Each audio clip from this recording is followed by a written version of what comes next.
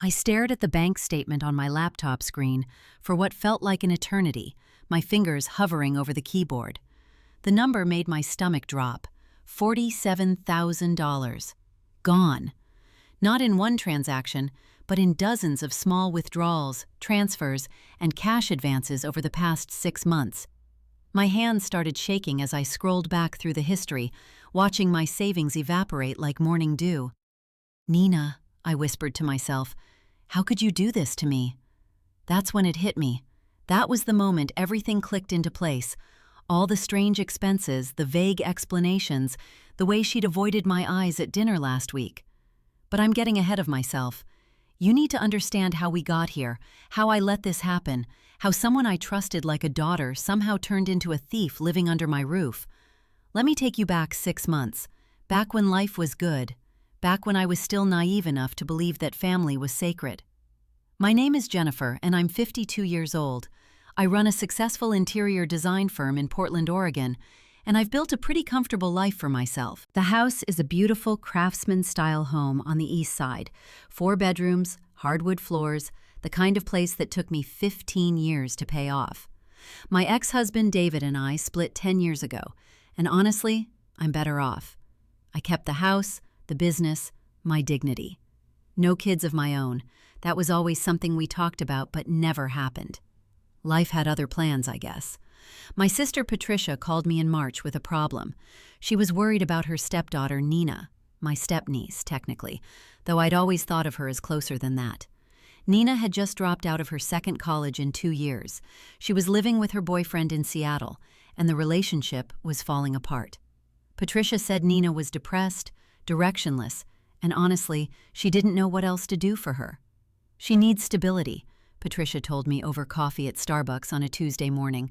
"She needs someone who believes in her. Jennifer, you've always been the one who had her act together. Could she maybe stay with you for a few months, just to get back on her feet?" I remember the exact moment I said yes. It was while I was stirring my latte, watching the foam dissolve into the coffee. Nina had always been special to me. When she was little, she'd follow me around the house, asking a million questions about design, about life, about why some people were happy and others weren't. She was curious, artistic, lost in the way that brilliant people sometimes are. "Of course," I said to Patricia, "tell her she can come whenever she needs to." Nina arrived on a Saturday morning in early April. She drove up in her old Honda Civic with everything she owned in the back seat and trunk. She looked thin, thinner than I remembered from the last family dinner 2 years ago. Her hair was dyed dark purple, and she had new tattoos on her collarbone. She was 24 years old, and she looked like someone who'd been running from something. I hugged her in the driveway, and she held on to me a little longer than expected. "Thank you for this, Aunt Jen," she said quietly. "I really messed things up." "You didn't mess anything up," I told her, pulling back to look at her. "You're just figuring things out. That's what your 20s are for." I set her up in the guest bedroom, the one with the bay window that overlooks the garden. I'd just had it painted a soft sage green. There was a queen bed, a desk, plenty of space. I told her she could stay as long as she needed, that we'd figure out a plan together. Maybe she'd go back to school, or find an internship in design, or just take some time to heal from the breakup. Nina seemed to relax a little after that first week. She'd come down for breakfast and we'd sit together, talking about everything. She asked me about my business, about how I'd managed to stay afloat during the 2008 recession, about relationships and heartbreak, and whether it ever stopped hurting. I told her the truth, that yes, it hurt, but that the pain eventually became part of your story instead of the whole story. We fell into a routine. I'd go to work, and she'd usually be home when I got back. We'd cook dinner together, watch Netflix, or sit in the living room while she sketched designs. She was genuinely talented. Her drawings had this raw, emotional quality that reminded me why I'd fallen in love with design in the first place. About 2 weeks in, she asked me if she could borrow my car to go to some job interviews. Of course I said yes. Why wouldn't I? She was my family.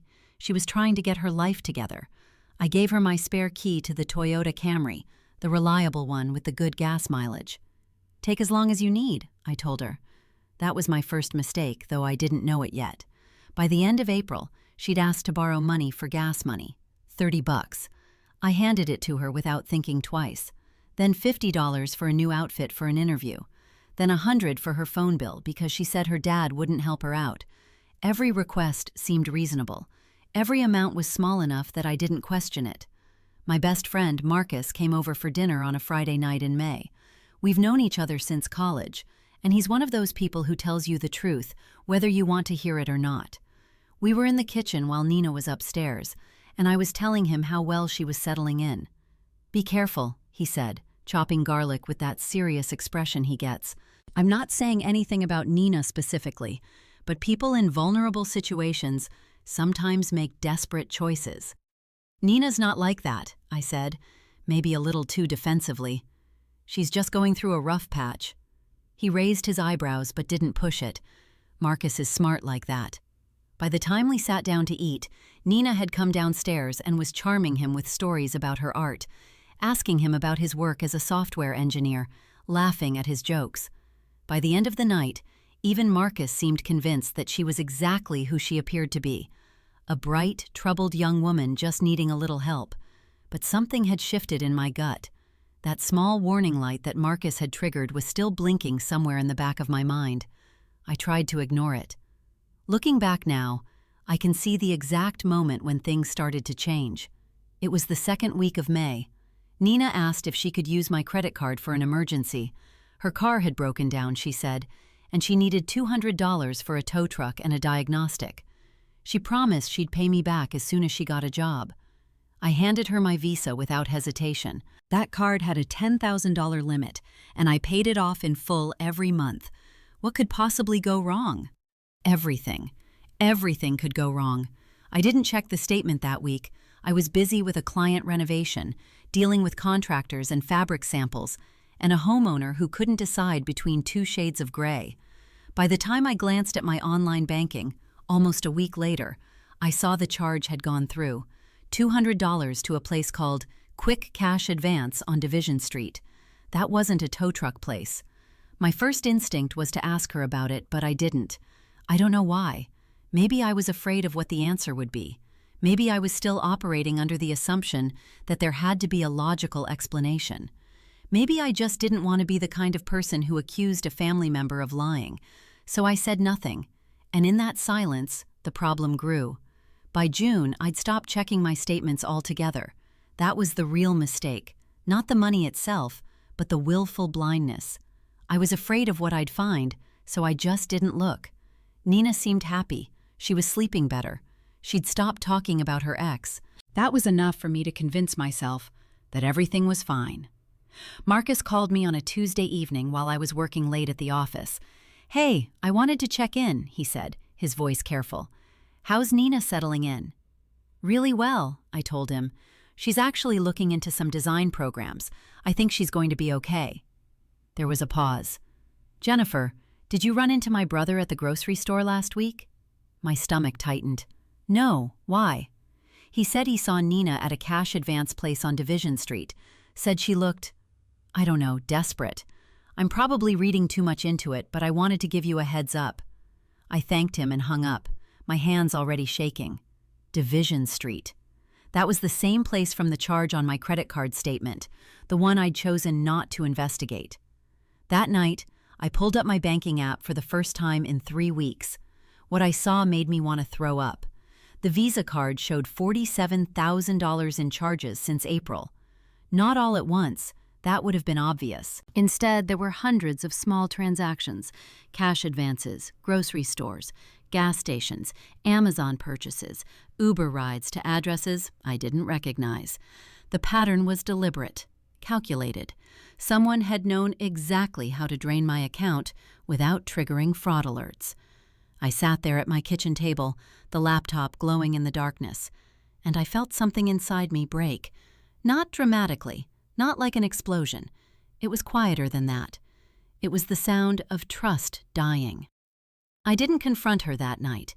Instead, I called my divorce attorney, Richard Hoffman, the next morning. I'd worked with Richard 10 years ago when I was splitting from David, and he was sharp, compassionate, and utterly ruthless when he needed to be. "I need your advice on something," I told him over the phone. "It's complicated." I walked him through everything.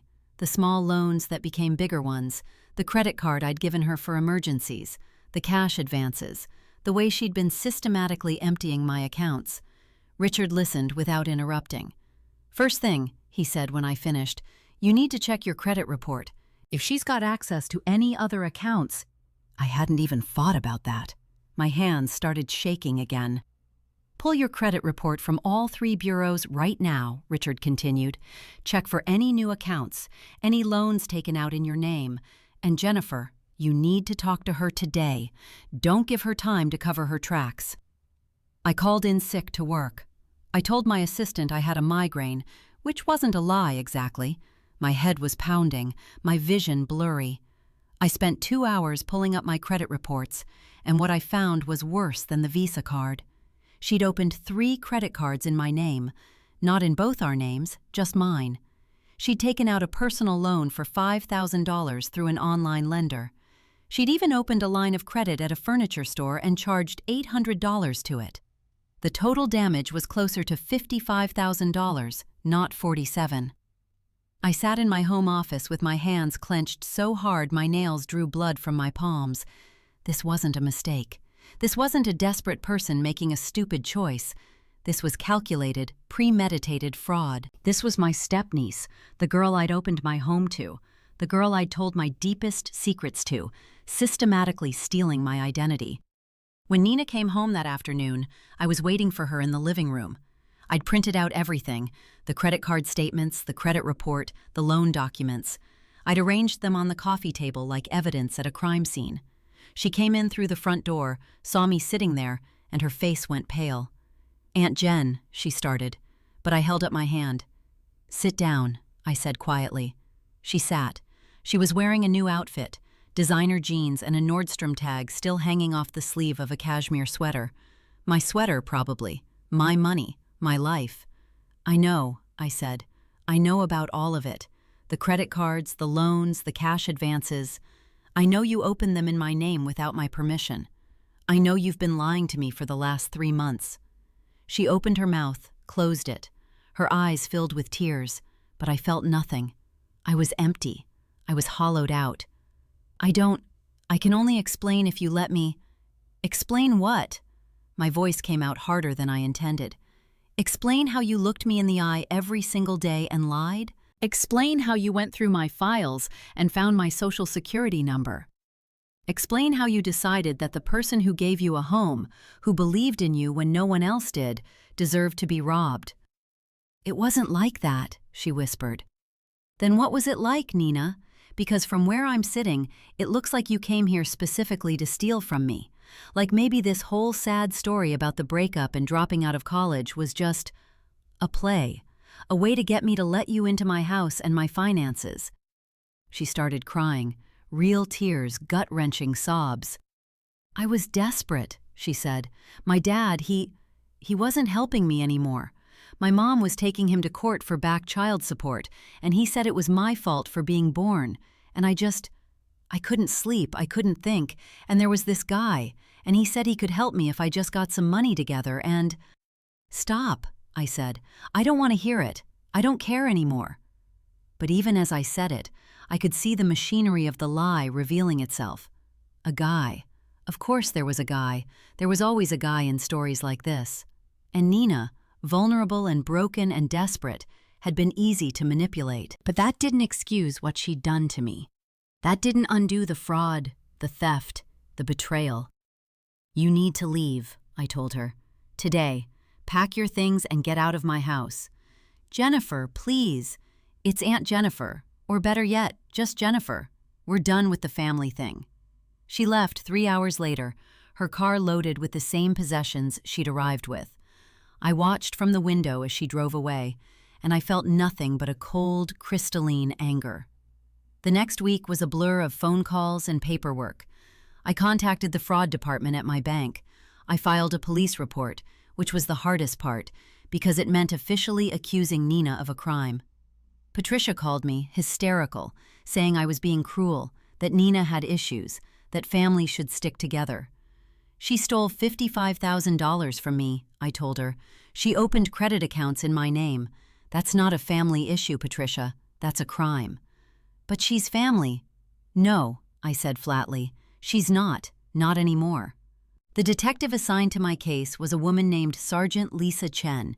She was methodical and kind, walking me through everything, making copies of all the documents. She told me that this kind of identity theft among family members was more common than I'd think, especially when there were substance abuse issues involved. Substance abuse? I asked. The cash advance places, the loans through sketchy online lenders, the guy she mentioned. That's usually tied to drug addiction or gambling debt, Lisa said gently. Has she shown any signs of that? I thought back to the last few months, the weight loss, the way her eyes sometimes looked unfocused, the new tattoos that looked like they were done in someone's basement. I'd explained it all away: stress, artistic expression, healing from a breakup. Yes, I said finally, I think so. Nina didn't show up to the police station. She didn't respond to any of the follow-up communications. A warrant was issued for her arrest, but by that point, she'd disappeared. Patricia said she'd heard from her daughter once, a text saying she was sorry and going to get help, but no one knew where she was. The financial recovery was slow and painful. My bank worked with me to dispute the fraudulent charges, but it took months. I had to contact each credit card issuer individually. I had to place fraud alerts on my credit report. I had to hire a credit repair service to help rebuild my score, which had dropped by nearly 200 points. My business suffered too. I was distracted, exhausted, angry. I lost a major client because I missed a deadline. I snapped at my employees over small mistakes. Marcus tried to help, but there was nothing he could do. This was something I had to sit with, had to let settle into my bones. 3 months after Nina left, I ran into Patricia at the grocery store. She was in the produce section, and we made awkward eye contact over the tomatoes. "How are you?" she asked quietly. "I'm fine," I lied. "How's your family?" "Nina's in treatment," she said. "A facility in California. She's been there for 6 weeks. She's really sorry, Jennifer. She wants to make things right." I looked at Patricia, my sister who'd asked me for a favor, who'd brought a thief into my home. "She can start by paying back every single dollar," I said, "with interest." Patricia nodded, and I walked away.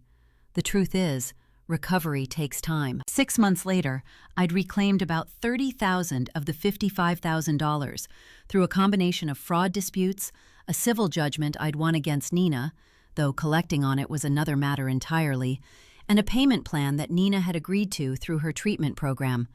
The other $25,000 was just gone. I had to accept that loss and move forward. I did something I should have done months earlier. I saw a therapist. Her name was Dr. Sarah Okonkwo, and she specialized in financial trauma and betrayal. We talked about trust, about boundaries, about why I'd been so eager to believe the best in someone just because they were family. "You wanted to help," Dr. Okonkwo told me during one session.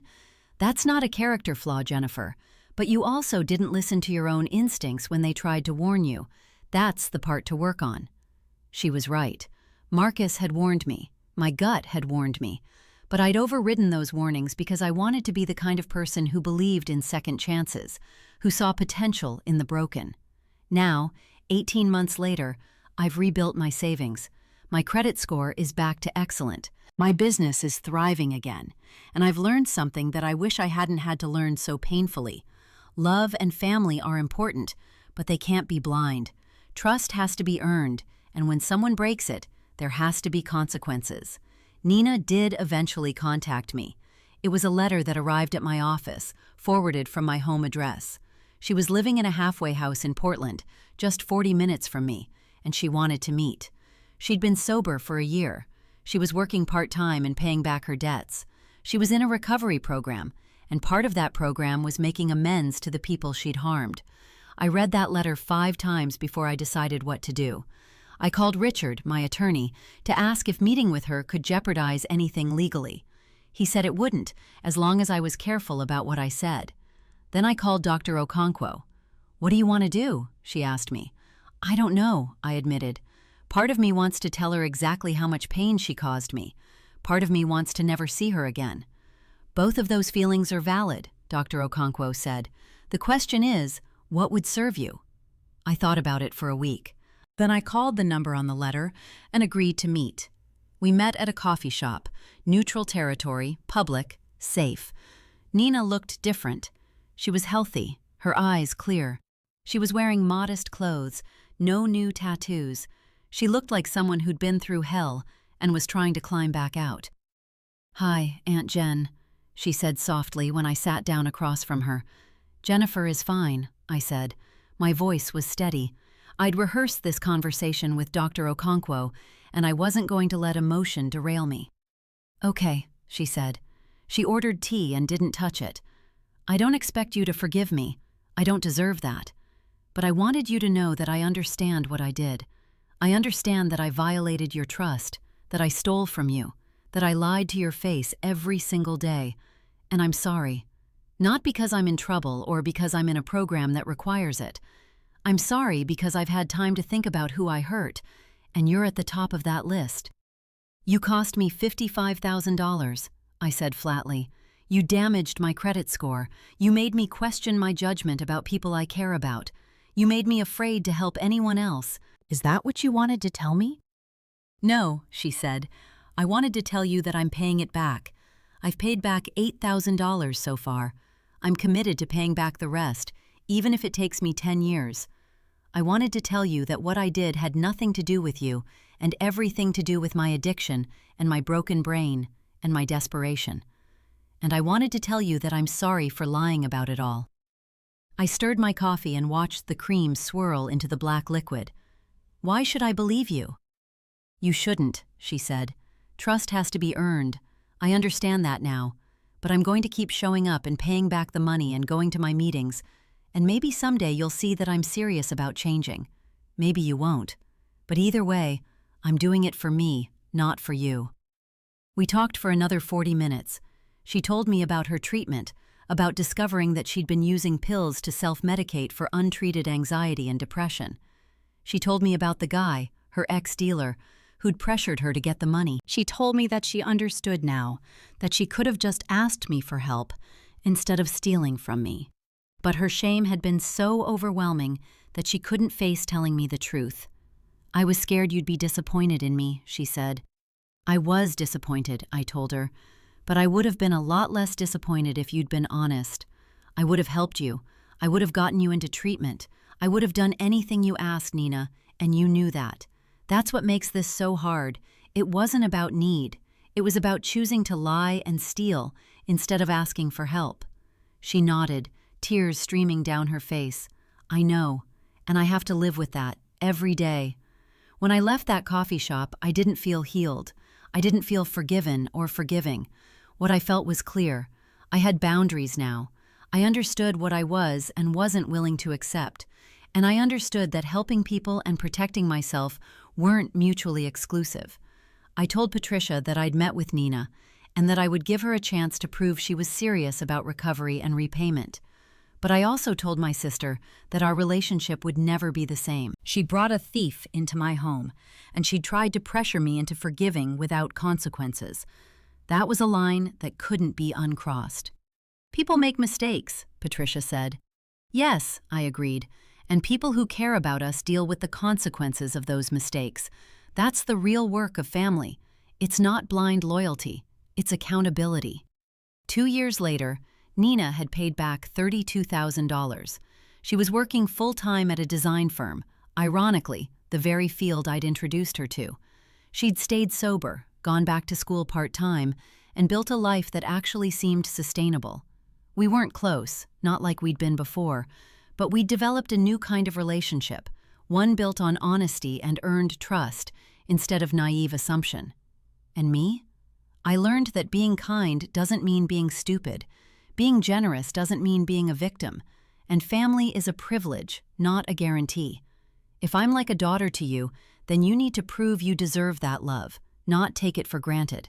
Because love without boundaries is just another word for exploitation, and I'd never let that happen again.